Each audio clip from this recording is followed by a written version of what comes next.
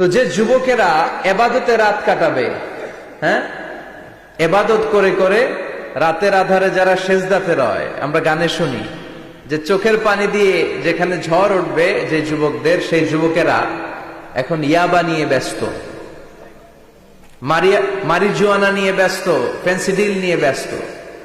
এজন্য এলাকাতে এই ফেন্সিডিলের ব্যবসা, ইয়াবার ব্যবসা, এগুলোকে সংঘবদ্ধ হতে দিবেন না।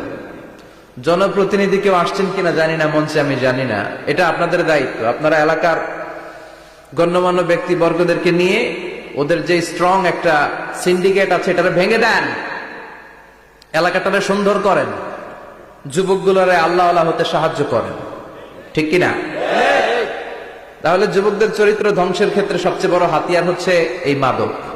নাম্বার 2, সেটা হচ্ছে পর্নোগ্রাফি। এখন হাতে হাতে মোবাইল আছে না নাই? এই যে এটা একটা সিনেমা হল, এটার নাম কি? কথা কন।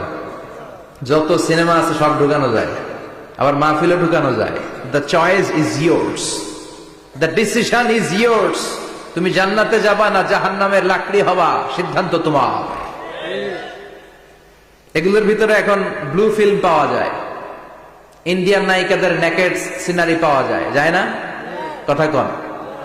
যুবক ভাইরা, এগুলো থেকে তোমাদের বেঁচে থাকতে হবে। তোমরা আগামী দিনের সম্ভাবনা, তোমাদেরকে অনেক দূর যেতে হবে। You have to make a very bright career for your society, for your family, for your country. তোমাদেরকে অনেক দূর যেতে হবে। এজন্য নজরের লাগামটাকে টেনে ধরতে হবে। বিষ্ণু বলেছেন, আন-নাযার সাহমুন মাসমুম মিন সিহামি ইবলিস। দৃষ্টি হচ্ছে শয়তানের বিষ মাখানো তীরবানের মধ্যে থেকে একটা তীর।